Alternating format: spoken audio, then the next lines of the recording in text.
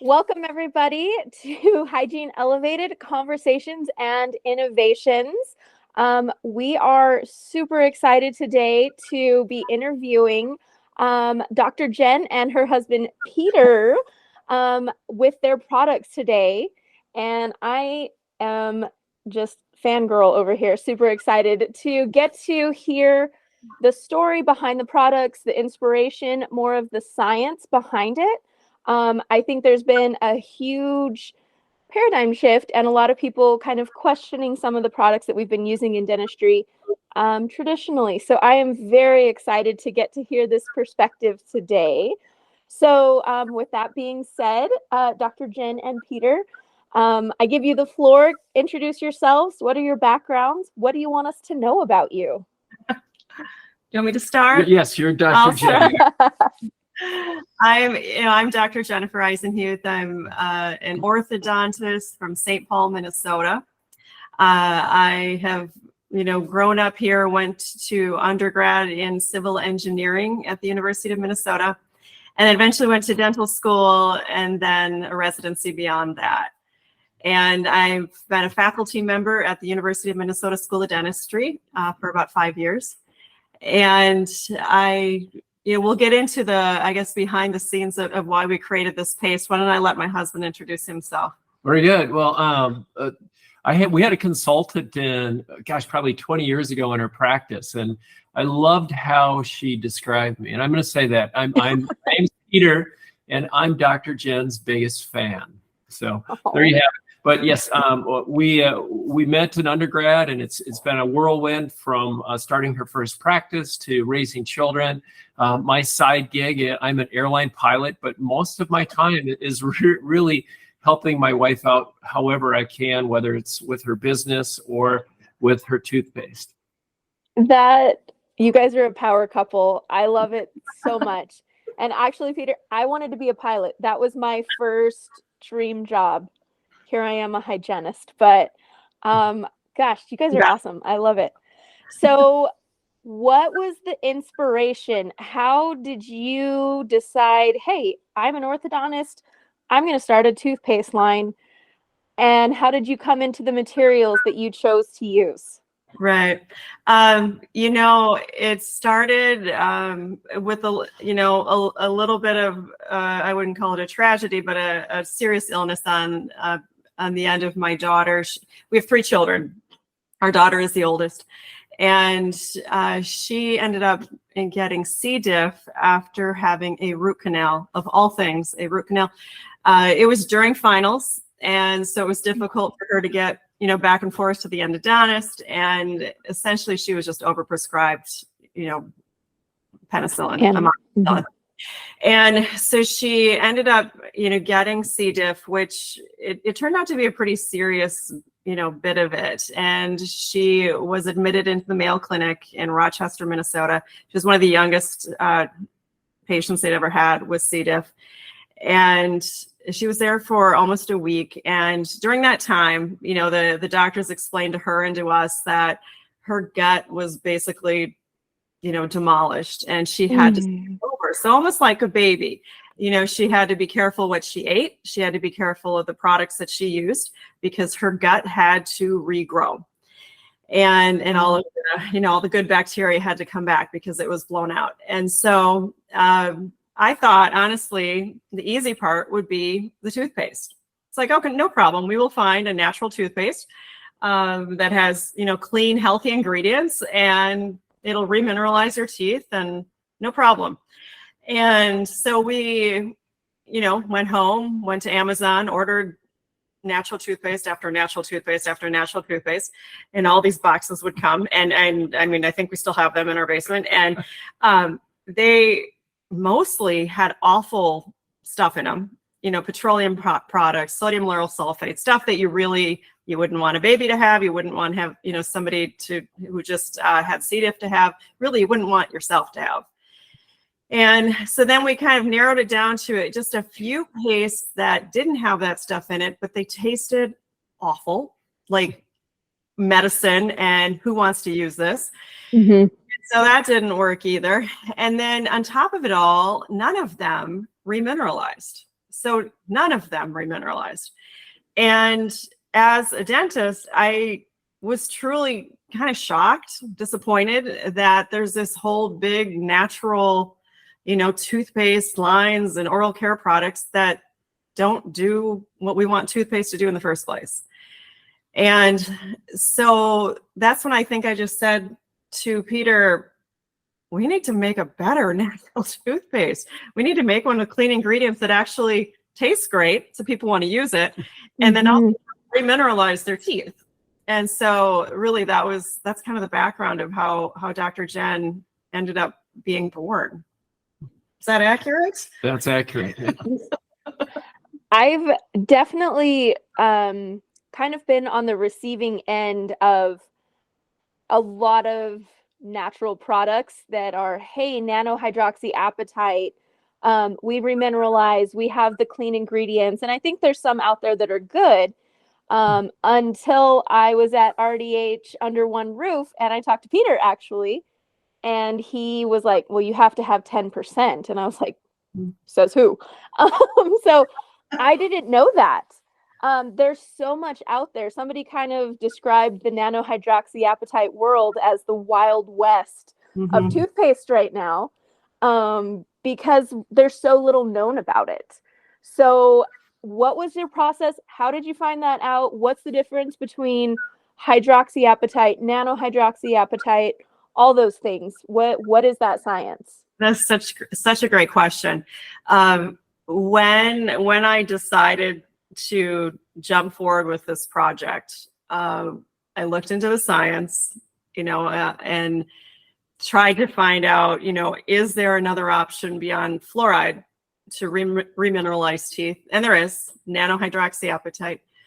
And there's a lot of science behind nanohydroxyapatite. I mean, it was really founded, 40 years ago, I think. And it's been used in a toothpaste from Japan ever since. And it's just starting to come, into the United States. But so many of these toothpaste companies, they're owned by venture capital groups or, and they haven't done the science behind, they haven't read the science behind it. And so you can't just throw a little bit in there and think it's going to be an effective remineralizing agent. And so to be as effective as fluoride, it needs to be at 10%, and it needs to be in the nanohydroxyapatite form. And so there's several toothpastes out there that use hydroxyapatite, which is 1,000 times too large, so it's not going to work. Or they just sprinkle it in. So maybe there's 1, 2, 3% in there, but all of the studies, all the clinical studies show it needs to be 10% to be as effective, as strong as fluoride in protecting our teeth. And so we looked at the science first and then developed a toothpaste afterward. And I hired a retired chemist from Colgate. He's a wonderful guy, and it was really hard to find him. But we did. We found him and told him, this was right around, it was 2020. It was right around COVID. And he just happened to be home. He's retired. But anyway, told him what I wanted. And he's like, that's genius. He was so excited. And so he helped create, this toothpaste with the clean ingredients, with the correct remineralizing agent, to strengthen enamel and taste great. It does. Sort of a segue. My husband is incredibly picky. And as a hygienist, we get all sorts of samples in, and I use him as a guinea pig all the time. And so we've gone through water flossers, toothpaste, toothbrushes. I can genuinely say he loves your toothpaste, and that makes me very happy. We have found something that we can both love. So nice. So, yes, I love it, but he loves it. So, that's like your kids love it. It's a miracle. So when my husband loves it, yes. My kids are 10 and 7, and they actually, like, when the bottle was empty, like, hey, Mom, can we get this one again? Like, they are your guys' fans too. Fantastic. Yes. And the nice thing with nanohydroxyapatite is, as well, is, with the younger kids, if they use fluoride, you have to worry about, what size you're putting on their toothbrush, and you have to make sure they're spitting it out, and try not to swallow too much of that. With nanohydroxyapatite, you don't need to worry about it. We're not saying eat it, but if they swallow some, it's okay. You really don't need to worry about it, even in the very, very young. It's biocompatible. It's not going to hurt them.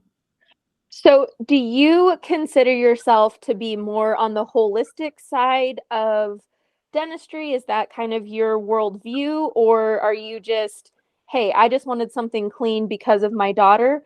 Where did that kind of come into things?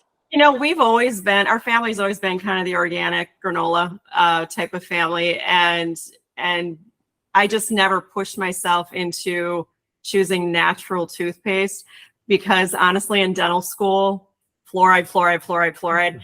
And so, when you looked at the natural paste, they didn't have fluoride. And so I just always used the fluoride paste. And when, my daughter had to move to something that wasn't, full of, petroleum products or sodium lauryl sulfate, that's when I really opened my eyes and said, all right, I mean, I really did think I'd be able to just find one. Like, this should be no problem. But I couldn't. So. Wow. I appreciate that you guys have put in the work and the research and the investment to give an alternative, because so I just recently moved to Utah, and by 3 years, but I have faced a lot of anti-fluoride patients here in Utah. And it's either totally fine with fluoride, or like I have a filter on my house to make sure none of that comes in. So like, you're not going to talk them. It's not about the $20 for them. But these people, and I work in an ortho office as well, you need fluoride. You need some remineralization. And for so long, there's just not been something for these people that have that desire to no fluoride. So I actually had new patients that came in my schedule yesterday. Lots of decay and not the best hygiene. And mom was saying that they've just recently got away from fluoride within the last 2 years, I would say. And so I was like, okay, what are you using at home? Let's talk. If you don't want fluoride, let's talk remineralization. We've got to have something in there. And she was saying that they've started using a different type of toothpaste. I'm not going to throw anybody else under the bus. And I was like, can I make a suggestion? And I pulled up your stuff on Amazon on my computer, and she goes, oh, we have tried that, and my kids loved it. And I was like, yes, go back to it. Go back to it. So they were the first ones, though, that I've encountered that have been using your product. There's a lot of people that are into like tooth powders and then bentonite clay stuff. And I'm like, that's great for cleaning, but that's not going to remineralize anything. No. So I think you guys are so ahead of the curve, and I'm on board with it. I'm totally on board with it. So. Oh, well, thank you. That's a great story. Yeah, I know. It was very timed perfectly for this week. I see it with my own patients too, where some families are just anti-fluoride, and they come in, and the kids, they're young and they're getting decay, and really I feel like as dental professionals we haven't seen decay like that for a while. Mm-hmm. and it's because they're not exposing themselves to something that's going to remineralize. And so I mean, in my own office, I'm handing this stuff out like candy, and I'm taking photos. And when they come back and, for their next appointment, I'm taking new photos, and I'm showing them, okay, do you see, I'm not saying you have to use my toothpaste, so please use one that's going to remineralize your teeth. Yeah. It's important. Yeah. One size does not fit all for everybody, but here in Utah, and Joffrey can attest to this, dirty soda is insane in Utah. There is like swig, guzzle, fizz, fuse, and it's like soda flavored with every type of sugary syrup you can imagine. And that is like a staple here in Utah. It is a cult following. Like, you can't be a Utahn and not have like a swig mug. It's crazy. Everywhere. They are everywhere. And it's like you get your soda paired with a sugar cookie. Like, it's like a thing. And they are so popular. It's really bizarre. it's just acid on their teeth. It's just, oh. What's interesting is our daughter who has C. diff, she's actually a third-year dental student following after mom's footsteps, but she had a bunch of her classmates over, and I didn't know this because I pulled out carbonated water. I had carbonated water, and they're like, Mr. Eisenhuth, do you know the pH on your carbonated water? I said, no. And they were talking about this in the dental schools. They're seeing higher incidence of caries because of a movement, what people think are a shift towards healthier beverages, in particular carbonated beverages. They're actually seeing higher caries at the University of Minnesota Dental School. It's something they're talking about. And I had no idea, and I'm not going to mention any brands, but I did Google several of the brands of more popular carbonated beverages, and the pHs are anywhere from like a 2.7 to a 3.5. So a lot of, and this is good information for, I think, consumers in general, is you can be consuming something you think is healthy, whether it's fruit, whether it's carbonated water, coffee, maybe some people like the polyphenols in coffee. These are all ingredients that are acidic. And when we have acidity or low pH, what happens to our enamel is we lose minerals, in particular phosphate and calcium. And the American diet, we end up with a phosphate and calcium deficit at the end of the day. And if it's left prolonged, the next stage is caries. And so, as Jennifer was saying, her goal is to make sure her patients have some way to reboot the phosphate and calcium from our average American diet. It is atrocious. One of my favorite tools, and kind of slightly off subject, there's a company here in Utah that does a nanoparticle silver mouthwash. And on their website, I don't know if you're familiar with Elementa Silver. I love their website. I pretty much always have their website up because they have a pH scale of where their product is, where soda is, and where other dental products are. And I keep that up so much because people aren't aware of the things that they drink or consume are so acidic and demineralize. And I have that conversation multiple times a day. I had one today because of a Bing drinker, which is a brand of energy drinks. And so I was like, well, let's look up what the pH is. Yeah. And it was really good because, I didn't know what it was.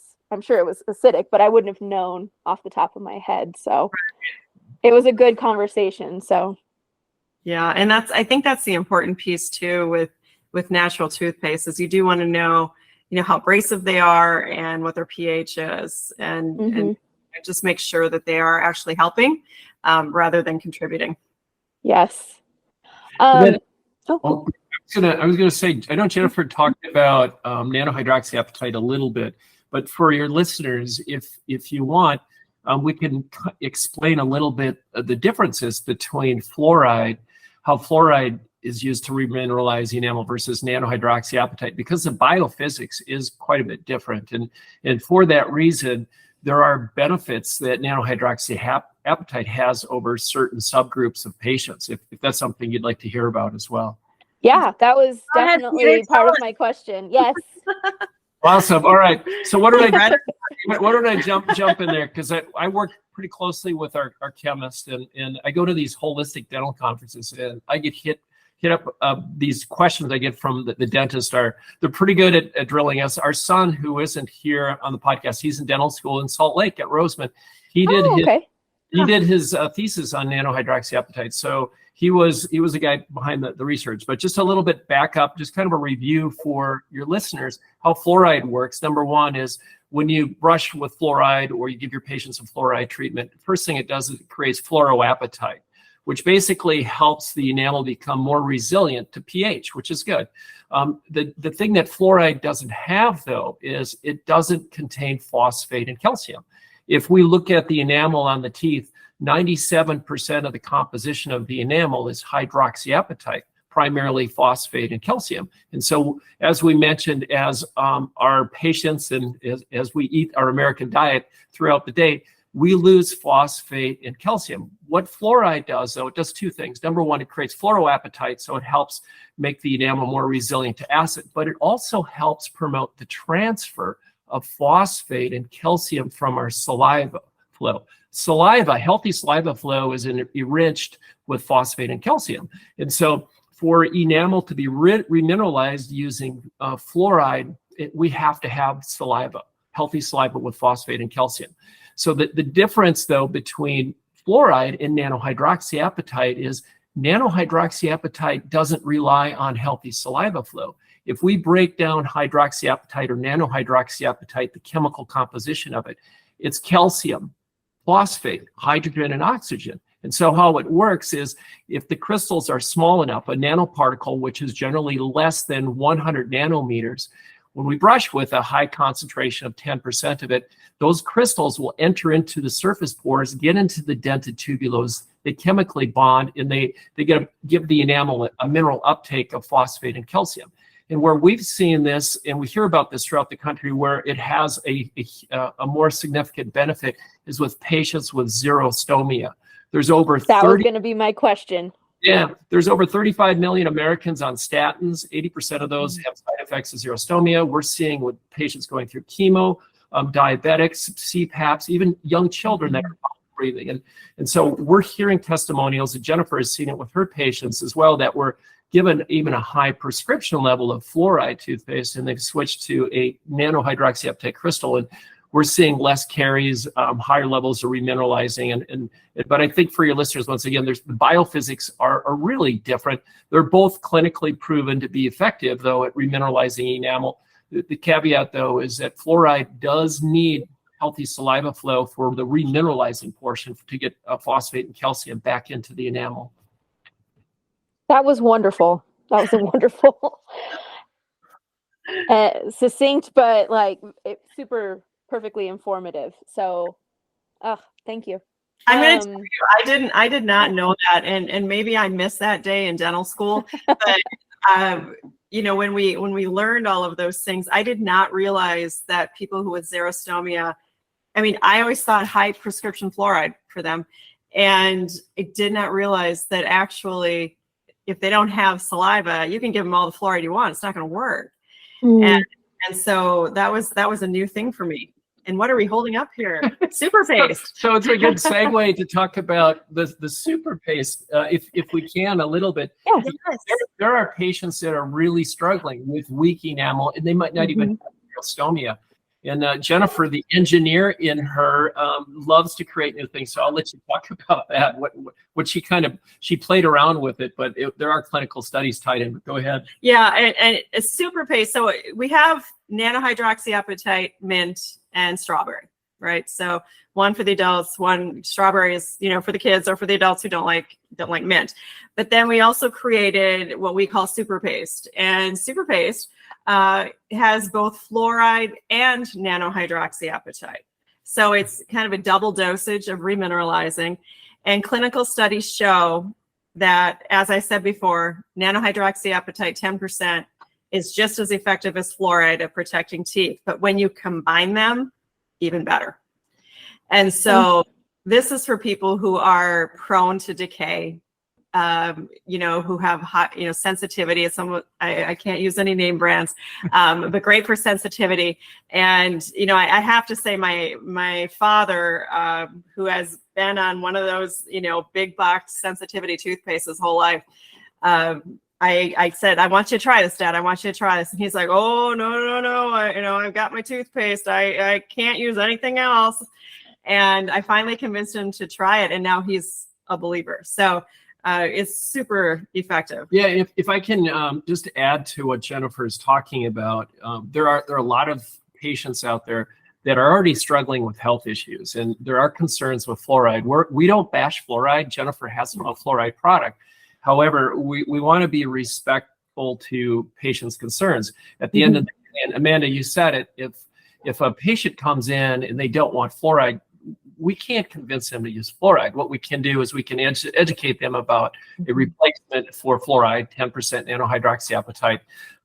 Now, for those patients that are coming in that are on depression medication, statins, diabetics, and they're really struggling with caries, especially if they have health issues, fluoride may be something that is a concern of theirs. And what what the common course is within dentistry is with these patients that have high caries, especially if they have xerostomia, is to throw high prescription fluoride toothpaste at them. So Jennifer's solution is let's use over-the-counter levels of fluoride with 10% nanohydroxyapatite.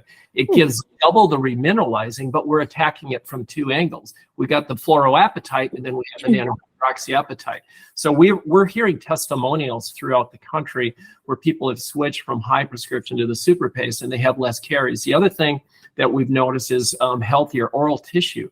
The big box brands generally use propylene glycol, it's PEG, that's antifreeze, sodium lauryl sulfate, and other ingredients that can cause oral inflammation. So we're hearing patients share just getting off of some of these toxic ingredients, seeing less inflammation. But what Jennifer was referring to was sensitivity management.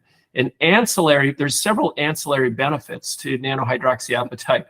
Number one is remineralizing. The second is managing hypersensitivity. We sent you a link for the hypersensitivity study. It's an in vitro study, and it's clinically proven to manage sensitivity. But if you want to look at your patients that have chronic pain because of sensitivity, we understand we need to get them out of chronic pain. Otherwise, they can't eat. Eating is one of the joys of life. We get dopamine from it. And so what we want to do is we want to help these patients relieve their sensitivity so they can live a normal life, eat a normal diet. Well, what most brands use to manage sensitivity is potassium nitrate. Back to your chemistry days, potassium nitrate is the same ingredient used to make explosives, rocket fuel, fertilizer. And Gabe was explaining this to me, our dental student. He was saying, Dad, potassium nitrate is like aspirin. It's a pain blocker. What it does is when you're brushing with a toothpaste with potassium nitrate, and generally toothpaste brands that are using this to manage sensitivity have to put in higher concentrations, usually around 5%. What they're doing is the potassium nitrate gets into the surface pores, into the dentin tubules, and it goes into the nerve of the tooth, and it creates a pain block from the nerve of the tooth to the brain. So it's ultimately addressing the symptoms, which is a pain. So what nanohydroxyapatite does, and it is clinically proven to manage hypersensitivity, is instead of addressing the symptoms, it goes in and addresses the underlying problems. Most people who have sensitivity, it's either gum recession, weak enamel. Nanohydroxyapatite will go in and it will coat exposed dentin. It will go in and coat weak enamel. And so it's actually providing a protective shield. And overall, we hear it from from Jennifer's father to patients throughout the country when they switched from a potassium nitrate toothpaste to manage hypersensitivity to a toothpaste with 10% nanohydroxyapatite. They generally have less sensitivity, but it's the way it's managing the hypersensitivity is different. It's helping rebuild some of the enamel or coating the exposed dentin versus using potassium nitrate as a pain blocker. Yeah, I love that. Whenever I have a patient that comes in with sensitivity and they tell me what big box brand that they've been using, I'll say, well, this is just numbing the pain, essentially. It's not fixing the problem.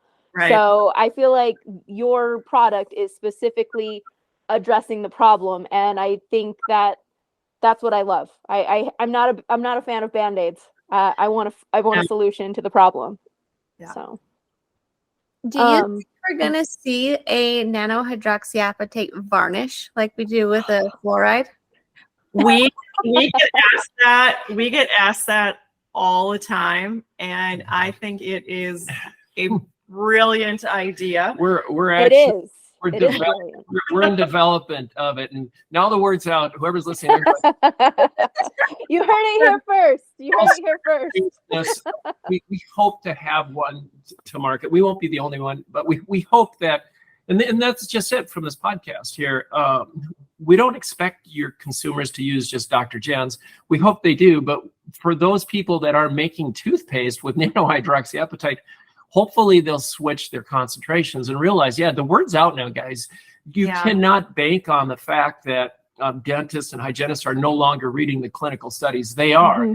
You want, and I honestly believe there isn't a patient or a dentist or a hygienist out there when they're recommending a remineralizing product, they want these patients to have an equivalent level of protection as fluoride. But if they didn't have this information prior to this podcast, how could you recommend a brand that had efficacy behind it? One of the premier brands that we were talking about earlier was called AppGuard. And if you want to throw other brands out there that are really good, AppGuard is the pioneer toothpaste. They're the ones who— That's the Japanese one. Yeah, they bought the patent. They bought the patent from NASA in 1980. They spent 40 years refining their nanohydroxyapatite, their toothpaste. And most of the clinical studies you read it's using AppGuard's toothpaste. But the only difference really between Jennifer's toothpaste and AppGuard's, because AppGuard does their Primo, they use 10%. It's a really good product. So if your listeners are thinking, well, I want to do some research, I want to try some other brands, AppGuard does use 10%. They're the ones that really are the pioneers. Now, they're not a clean ingredient toothpaste, but back to other applications to it. Yes, that's varnish is one. There's many other applications. Oral surgeons are coating implants now with nanohydroxyapatite. Orthopedic surgeons are coating the synthetic joints, or what do you call the titanium joints, with hydroxyapatite. Nanohydroxyapatite is used in cancer detection. We're seeing a wide range use of nanohydroxyapatite right now. Is it because of the biocompatibility? Yeah, it's biocompatible. And so it's very friendly to your body, and it's a good product. How can one invest in your company? Are you guys public yet? Yeah, it's just us. Give me a call if you're interested. I'll email you, Peter. Here's the thing: we're not alone. Nanohydroxyapatite's out. If people are talking about it, we can really thank AppGuard for this. Like I said, they bought the patent. They invested millions of dollars of research refining it. The sad part is though, most brands that are doing this are ran by investment bankers and venture capitalists. Their number one goal is to make profits for their investors. And that was part of the frustration when Jennifer was doing the search. And so her name's on this toothpaste. Her primary goal is to help patients fight caries. And I don't think she's not the only brand. As I said, AppGuard is another one that they do a great job with their Primo that has 10%. This is exciting. This is honestly very exciting. So I'm very excited for you guys. Was there any point in time where you kind of received criticism for being the pioneers in this? Oh my gosh. You can't win. Go ahead.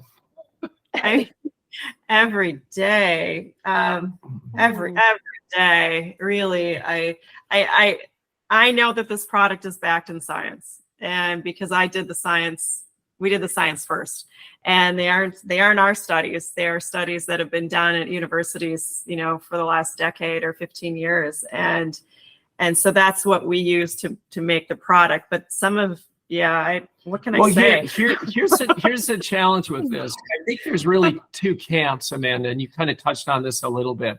We have, the majority of dental schools are saying only fluoride, only fluoride. Good news is there are more and more dental schools, though, that are starting to discuss hydroxyapatite, the benefits of hydroxyapatite. The flip side is, do you want me to get that alarm? Sorry, get interrupted. You'll have to edit that out. Excuse me. Alarm. Excuse me. He's gonna go get the alarm. You're good. We're just lucky my dogs haven't barked at something yet, so that's normal. We have two big dogs, and I was really thinking if UPS or somebody comes up here, Yeah. We're going to have to pause it all out because I don't know, they park, and they're just like this. It's so loud you would not believe it. All right, I'll start over with that answer. Okay, so you asked a question of, does she receive any backlash or criticism? Yes. There are two camps. We have this holistic group of dentists we work with, and they're really embracing her product because they're not fans of fluoride. And so we've had, great partnerships with offices. However, we do have a fluoride product, which is the super paste. And so we get a little backlash from them. It's like, well, why are you guys making a fluoride toothpaste? It's because we believe there's a way to help people, especially that are on high prescription, to take them down a little bit. The flip side is, especially like with some of the Facebook ads that we ran, we have dentists that they're not familiar with nanohydroxyapatite. And just out of the gate, they criticize our product and say, well, that's BS. That doesn't work. There's no science behind it. And it's kind of funny because whenever our brand gets attacked, we'll reach out. We had one doctor, I think he responded. I called the office the next day. I sent an email and I said, hey, look, you said that there's no science behind it. Please have the Let us send it to you. Please call me. We can send them samples. We'll send them third-party non-funded clinical studies. But it's really interesting though, because like I said, there are very strong opinions against fluoride, and there's very strong opinions for fluoride from both sides. We really do. I wasn't expecting you to get flack from the holistic side. It makes sense thinking about it, but I wasn't expecting that answer. That's so interesting. I mean, we really did just use the science, to create it. And there are studies that show when you combine the two, that's good too. It's even better. So yeah. I work with a very new grad. He graduated this last May and from University of Utah, and I love him to death. And he is very much a fluoride. He doesn't question me. He gives me a lot of free reign. So I love him. But the conversation somehow came up of, well, how do you handle people that don't want fluoride? And I say, well, it just depends on where they're at. If I see them walking in with a giant swig mug, horrible hygiene, yeah, I'm probably not going to have the conversation of, okay, what is your plan to detox your life? That's not the approach I'm going to say. We're going to talk about, no, you need some fluoride. You're not on that path. But if it's a family that comes in and they say, this is where we're at, this is what we're doing, these are the steps that we're taking to get fluoride out of our lives. We have a good diet. They don't have the soda and all those fun things. Yeah, I'm going to respect that. And let's talk. Let's go remineralization and products like Dr. Jen's for sure. I'm going to recommend. Otherwise, yeah, when those kids come in, braces full of plaque, yeah, I'm going to paste that varnish all over them like crazy. So yeah, so it's case by case. Yeah. I love that you have and I appreciate the story because I was kind of curious. She's doing both. She's on both sides of it. This is interesting. So you reach both. Yeah, and it's really interesting because when I have this discussion with holistic dentists, what I explain to them is that there's a lot of dentists out there that are using high prescription fluoride toothpaste, and this is a step. It's a step for dentists that have been taught to use a formulation, and let's be honest, most of these high prescription formulations were formulated 30 years ago using science from 30 years ago. Dr. Jen's toothpaste was formulated 3 years ago, and so we're using very modern science. If we can get dentists, though, to at least be open-minded to try nanohydroxyapatite, even though they don't want to give up on fluoride, it's a step in the right direction. The flip side is that for holistic doctors that really embrace nanohydroxyapatite, hopefully they'll see our brand as a brand that at the end of the day, we understand that not all patients are the same and not all dentists are the same. And our goal really is to help advance oral care, preventative oral care for patients using clean, non-toxic ingredients. I love that so much. Speaking of products, we slightly asked about a varnish, but is there a plan to expand your line of products? We get a lot of questions on flavors. We have a mouthwash that we've been working on for a while. We originally tried a prebiotic one, but what we discovered is that the nanohydroxyapatite is appearing to be a bigger demand. We get a lot of patients that want nanohydroxyapatite, so we're going to have a mouth rinse with nanohydroxyapatite coming out soon. Oh, interesting. I'm all intrigued. Hey. And then of course, we have our floss. Yes. I'm going to tell you, I'm kind of obsessed with the floss. Yeah. Oh, you've got the floss. I've got the floss. This is my second one. I'm almost out. The floss piece, for me it's kind of another one of my passion projects, because when we floss our teeth, you go through these tight contacts and the floss, kind of shreds a little bit and you go around your mouth. And most floss, nearly all floss, is made with plastic. And so when we are shredding our floss through our contacts, we are releasing microplastics in our mouth and we're swallowing them. And I have a problem with that. I just don't want, I don't want kids, and I don't want my kids, I don't want my family to be doing that. And so did more research into floss, learned everything you want to know about floss and then some. And really I thought, we'll do bamboo. And then I found out that bamboo floss has plastic in it. And so really, so most do. They have to use a polymer. Yeah. And so if there is a pure one out there, that's great. But from what research we did with our floss manufacturers, majority of them, if not all the ones we met with, used a polymer within the bamboo. Some plastic just to hold it together. So hopefully there is a pure bamboo without polymer, but we weren't unable to find one. We couldn't find it. So then we went to silk. So that's what we have. We have Italian silk floss, and it is essentially soaked in nanohydroxyapatite. And so when you go through your contacts, you're putting nanohydroxyapatite into your contacts. And when this floss shreds, it's just biocompatible. Silk does not hurt your body.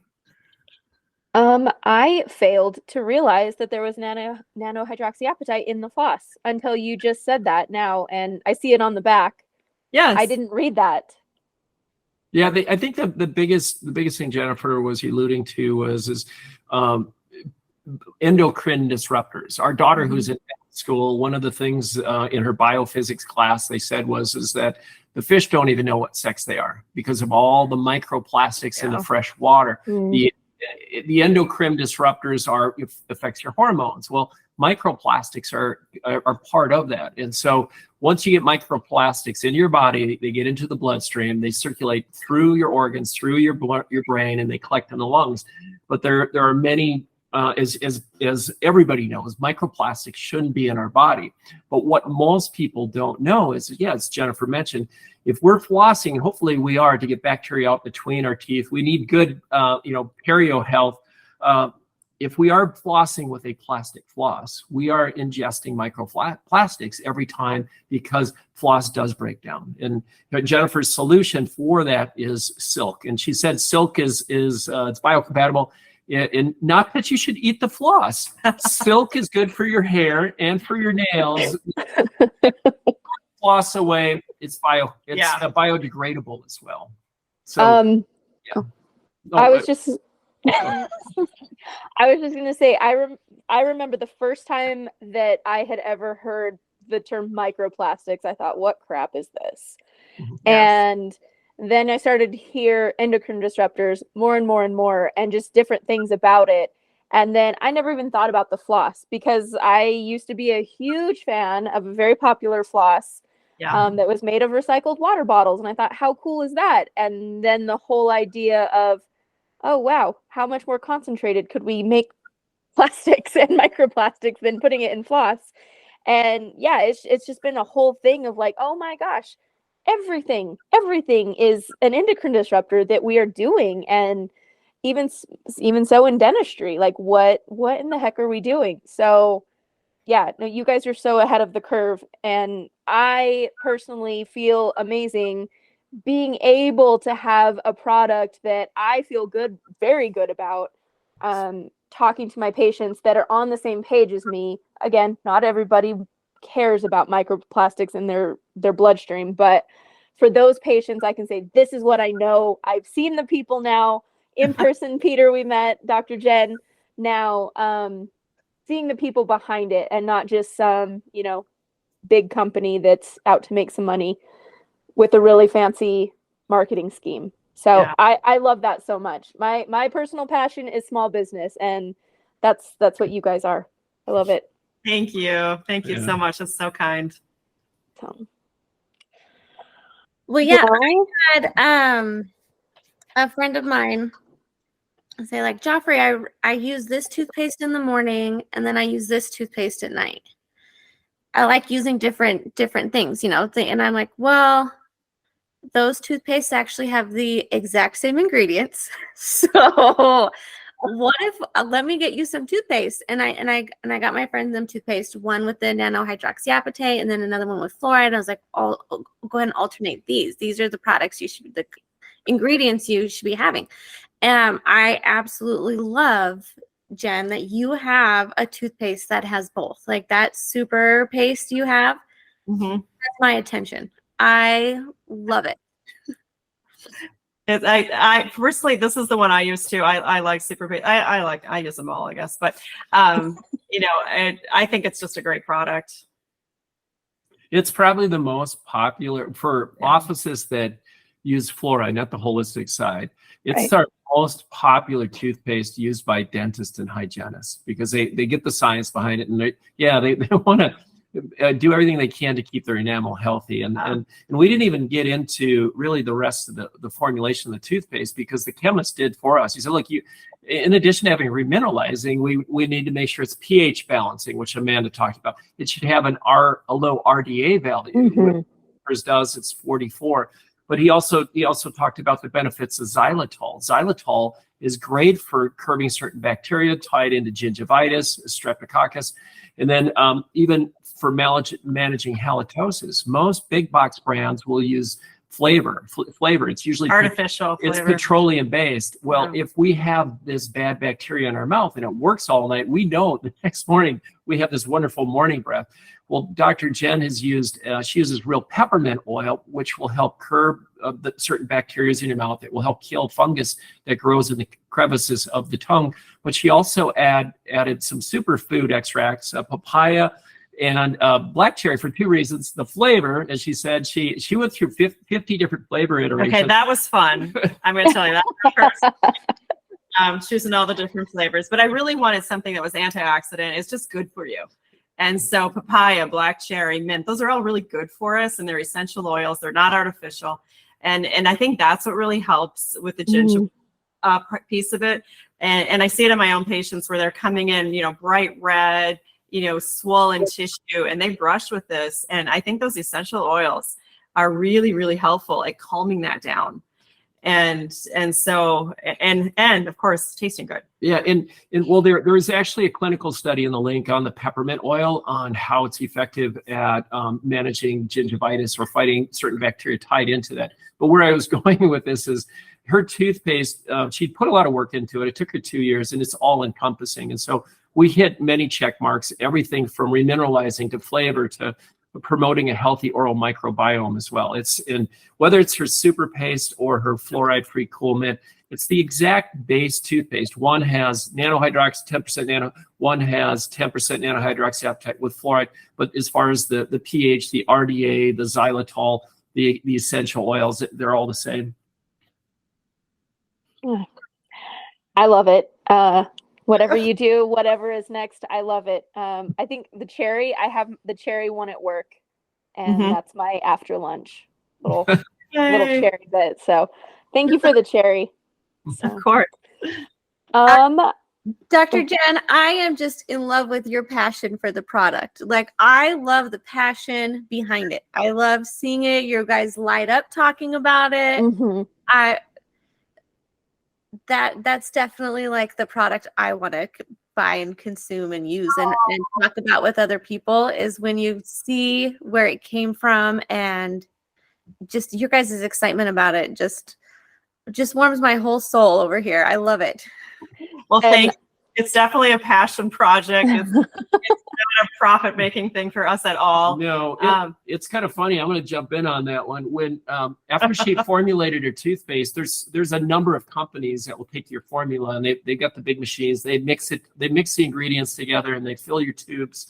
But we went around and we were getting bids. It's like, okay, what will it cost to fill our tubes? And several of them, when they looked at her formulation, they asked her the same question. They said, why are you putting in 10% nanohydroxyapatite? Why? You're not going to make any profit. Expensive. It's too expensive. Yeah. All the other brands we're working with are either putting in 1 to 2%, or they're using cheaper hydroxyapatite crystals, as Jennifer mentioned, at 1,000 times too large. But it was really interesting. But at the end of the day, you know, this was not about, hey, how much money can we make? We had a problem to solve, and it was mainly for our daughter. And the interesting thing is, Amanda and Joffrey, is that when we started selling the toothpaste, it was mainly to her patients, our friends, and we did it online. And it was around January of this year that we started getting calls from dental offices throughout the country.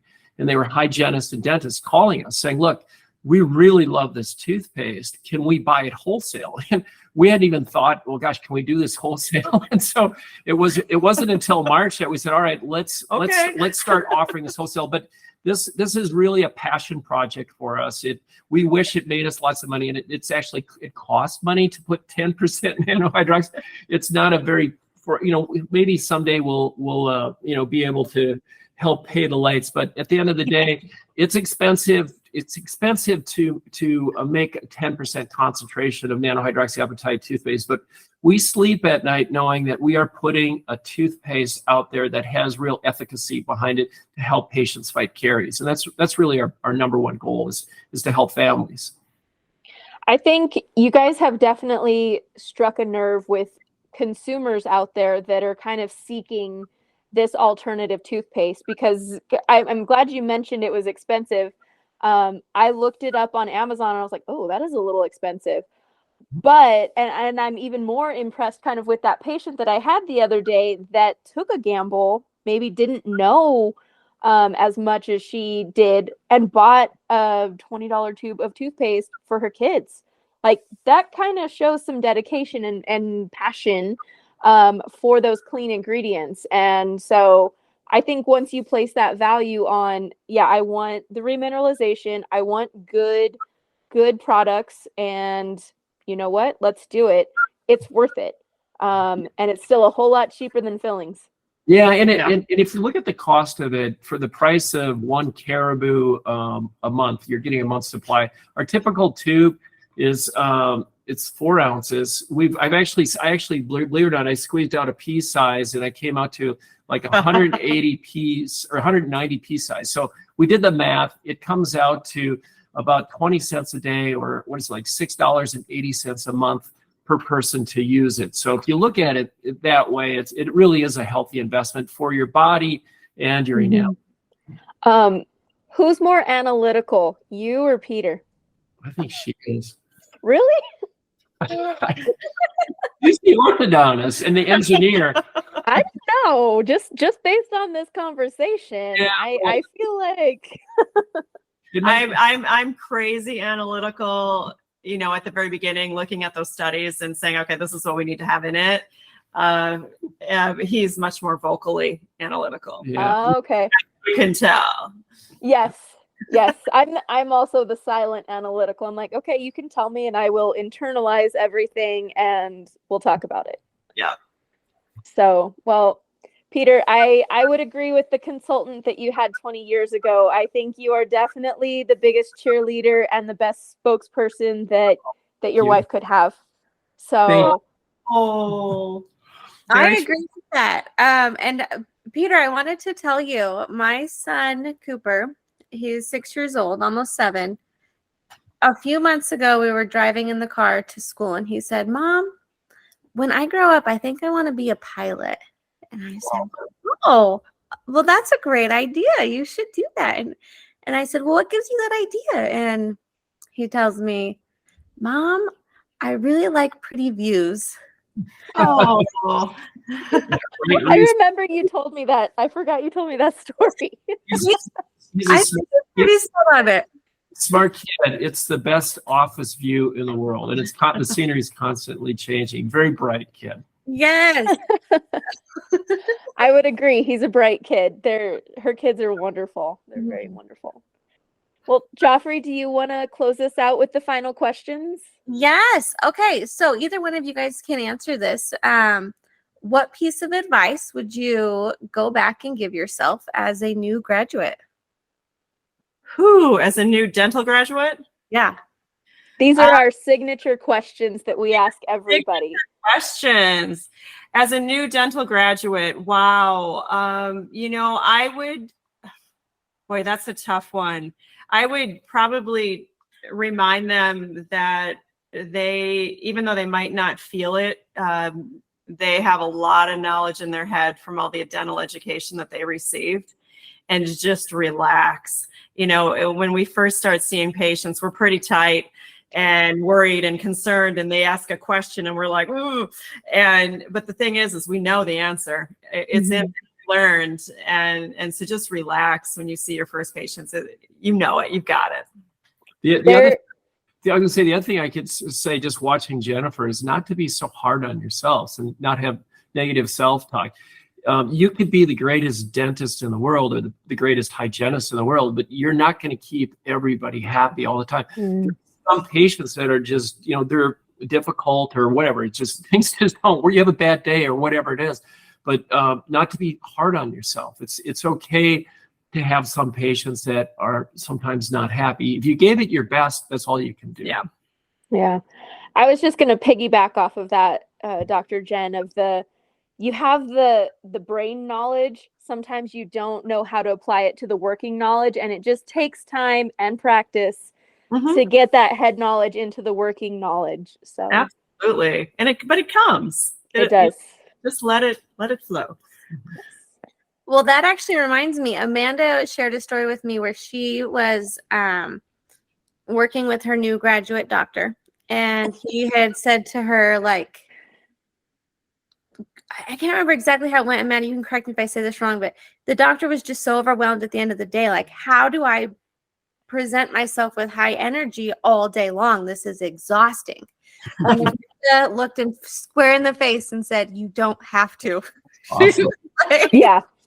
Not I was like, needs that. Yes, I forgot I told him that. And again, I love, and I think he's actually going to listen to this episode. I love you so much, and he is the best. But he is. But yeah, I told him that, and he did get this look of like, oh yeah, that's right. I'm like, you don't always have to be the nice, energetic one. Like, not everybody wants that from you. It's okay, and you learn that with time. You learn that with time. I just want you to be real. Yeah. All right. And then the last question, Jen, what do you wish you would have learned in school that took you years to learn in practice? You know, I actually think what Peter just said is, I think as dental professionals, you know, we are so good with just the minutia, these small teeth and small instruments and, you know, hand pieces and all of that. And so it's really hard, or it's really easy, I should say, to be hard on yourself as well. And, you know, if somebody says something that, it you know, kind of grates you on the back of your head, and, you know, that one patient can kind of take the rest of your day down, it takes several years, at least it did for me, where I felt like, okay, you know what, you can't control everything.